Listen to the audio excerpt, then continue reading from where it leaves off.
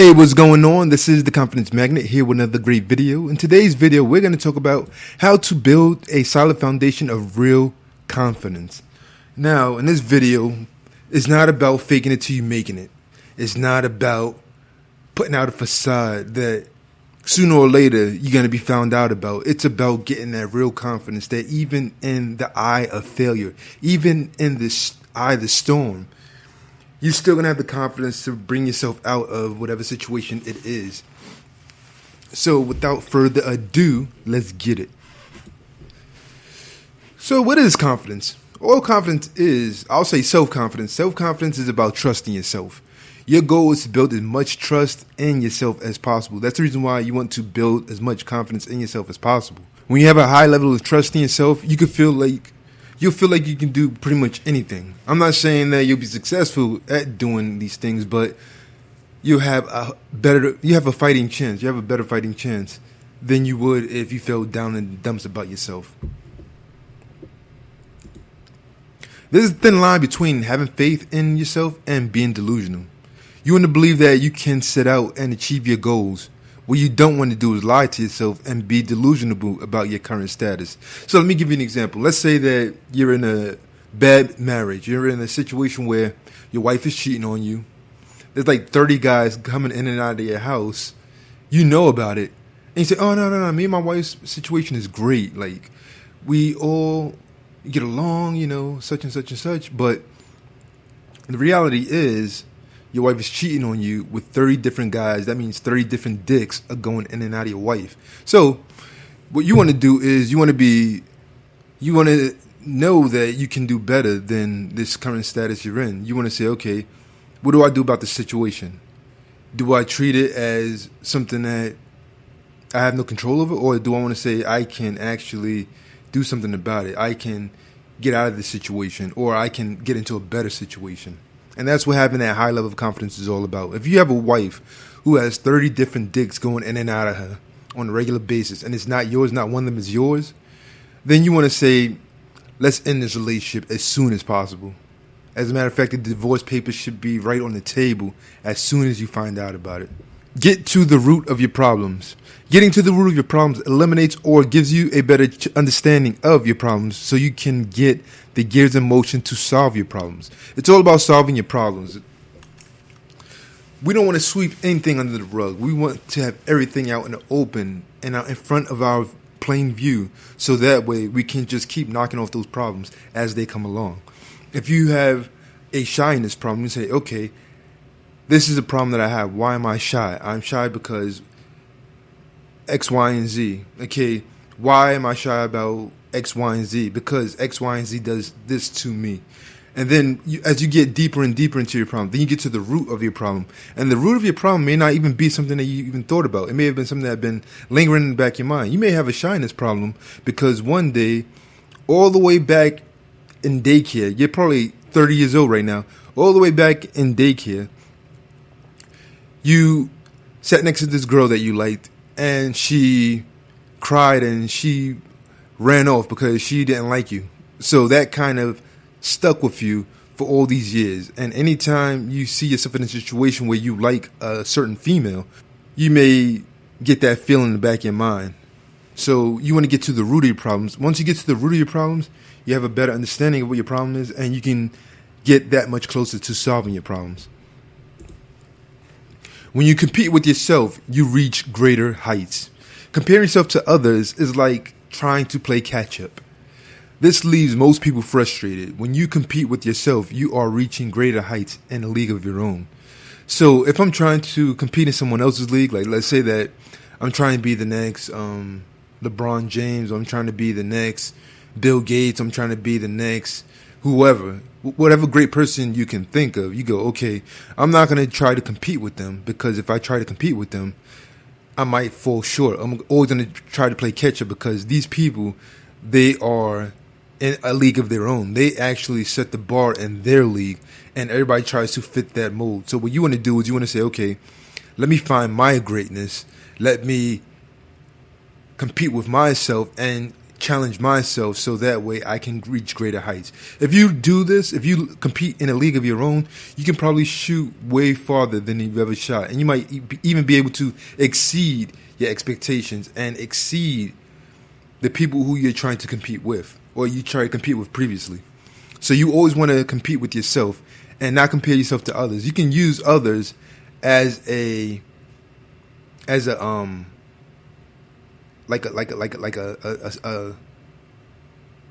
model. You can use other people like a model, but you don't want to say, okay, I'm going to try to compete with these people, because you may fall short each and every time. Be careful what you tell yourself. Using words like I'll never or I can't allows your mind to get lazy and limit you. When you are presented with a challenge, look for the solution, test things out, and make tweaks here and there along the way. So what I mean by this is, if you have never had $1 million in your life and someone says, hey, you could be a millionaire and you can do X, Y, and Z, and people are like, well, I'll never be a millionaire because I don't have this, or I can't be a millionaire because of this, that, and the third. The reason why this happens is because you never had a reference that you could be a millionaire. But you want to ask yourself better questions, or you want to ask yourself things like, how can I be a millionaire? What do I need to do? What kind of mindset do I need to have? What kind of people do I need to have around me? Is it business? Is it through real estate? Is it through stocks, mutual funds, and things of that nature? How can I become a millionaire? So you want to have all your things presented to you, all your options presented to you, so you can make things happen. And you want to think solution-based rather than giving yourself a limited mindset of saying, I can't or I'll never be able to do whatever it is you want to do. Strive for understanding, then mastery. Mastery is a journey. Most people try to master something without fully understanding. When there's understanding, things start to click and you become that much closer to mastery. So I'll give you an example. When I was younger, when I first learned how to drive, my foot was shaking. It's funny because you have all these ideas in your head that you're going to get into a car crash or anything like that. So what I had to do first was I had to get behind the wheel and drive. I had to understand the rules of the road. I had to do things in order to become that much closer to mastery. Now, currently, years later, me driving, I can do it without even thinking about it. I can even switch gears, like from parking to drive, without even looking at the dial. I literally had to do that for one of my cars because my car, the little dial, it didn't work. So I had to count what gear I was on. So that kind of helped me along the way as well by having that broken dial. But I'm not saying that I'm the best driver in the world, but I'm aware. Like, my awareness of the road is heightened because I'm looking out for certain things, and I know that anything can jump out at me. Set yourself up for success. Preparation sometimes requires a lot of work and effort. Sometimes being well prepared makes the toughest challenge seem almost effortless. I'll give you an example. Let's say that you have an army of 500 people going up against 10,000 people. So you're going to say, how can we come out on top? Because if we're caught, we're dead. We're either going to be dead or we're going to be POWs or whatnot. So what you want to do is you want to prepare yourself. You're going to say, okay, we have this big challenge right in front of us. So what can we do? So you can go back to other past success that people had when the odds were against them. And you say, okay, we can use certain strategies that our numbers won't really matter. You can use anything to your advantage to get you on top, to keep you on top. You can even use booby traps, and you can knock out a big portion of their fleet and start chopping their numbers down. So when it comes time for the numbers to start dwindling down to your numbers, you'll have that much of a fighting chance. So you always want to set yourself up for success. No matter how tough the challenge is, the more prepared you are, the less tougher the challenge can be. Make a game out of a challenge. Something as simple as turning a chore into a game can make the challenge almost fun to tackle. The best part about making it a game is you always try to outdo yourself. So let's say right now you have a fear of being rejected by people you approach. Let's say you want to approach a woman that you like, and you're like, okay, this thing I'm gonna dread doing because I don't want to get rejected. So what if you said, okay, instead of me thinking about getting rejected, let me see how many women I can meet and see what happens. If you look at it from a different perspective and you try to outdo yourself each and every time, you start to get creative sometimes. Sometimes your brain says, okay, let's try it this way. Okay, that didn't work. Let's try it this way. What if we try it this way? And then you start outdoing yourself each and every time. So you might have been afraid in the past to approach women. Now it's almost like you're compelled to approach beautiful women. So when you make a game out of a challenge, it makes it that much more fun to tackle sometimes. Now, how to build a solid foundation of real confidence. I'm going to go through a few key points that you need to keep in mind. You want to be honest and realistic about your current situation. So if you are not a millionaire, don't try to say, okay, I'm going to buy all the stuff I can't afford, and when the bill comes, I'm not going to pay it. Because that right there is a surefire way for you to fuck up your credit big time. And if you watch my other video on building building your credit from the ground up, you don't want to fuck up your credit at all. Strive to be just a little better than you were the day before. By doing something as simple as a few minor tweaks here and there today, you can be better tomorrow. So anytime you have room for improvement on your own terms, it makes you that much better the next day. Setbacks can teach you better than success sometimes. Let me explain that. If you are trying to build a successful business and everything was handed to you, when things get rough, it's going to be very hard for you to bring that business back from the darkness. Now, let's say you flip it. Let's say that your rough and tough times were in the beginning. It took you so long to become successful. Now, those rough and tough times, they're going to seem like nothing once you start building that success. You'll be presented with more challenges, more newer challenges, but you'll be able to handle it a lot better. And you say, okay, I've been here before. What do I need to do? What do I need to expect from this point to the next point? So sometimes setbacks can teach you better than success sometimes. Prepare and set yourself up for success. Like I said before, being well prepared can turn your toughest challenge into an effortless task sometime.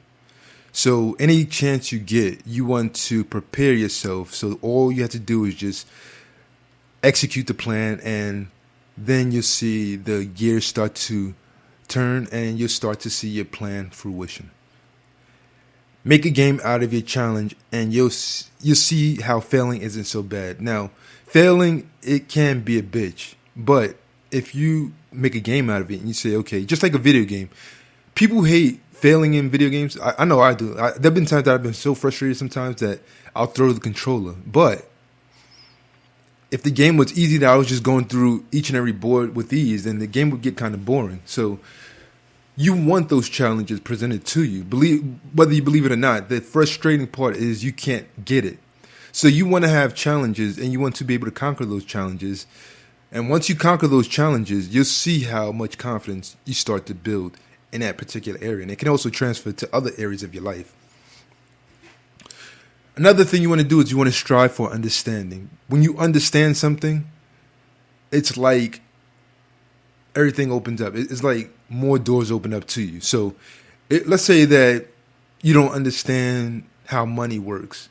Once you understand how money works and how the financial system works, you'll start to be able to manipulate your own financial situation a lot better. You say, okay, I can apply this, this, and this to my life. Being that I have a better understanding of it, I'll be able to I'll be able to thrive in whatever it is I want to do financially. So you want to strive for understanding, and it brings you that much closer to mastery, as I mentioned earlier. Daily improvement can pay huge dividends in the long run. It's better to make small, consistent improvements daily than make huge leaps and bounds and quit.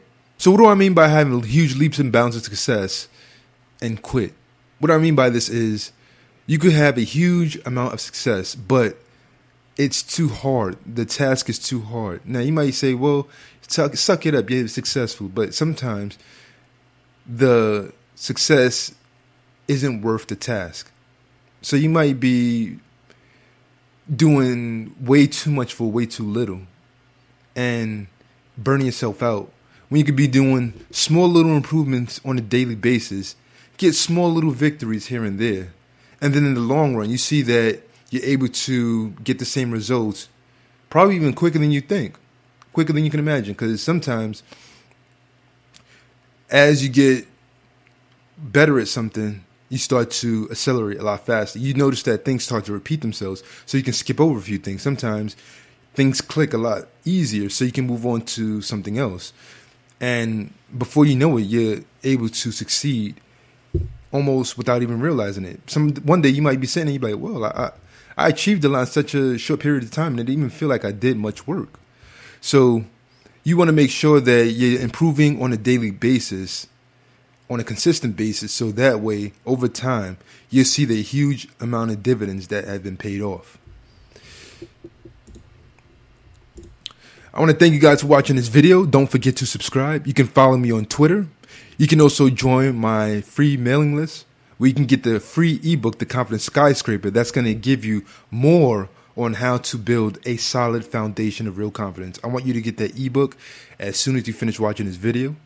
Links are in the description box. I want to thank you guys for watching today's video. Stay tuned for the next video. Peace.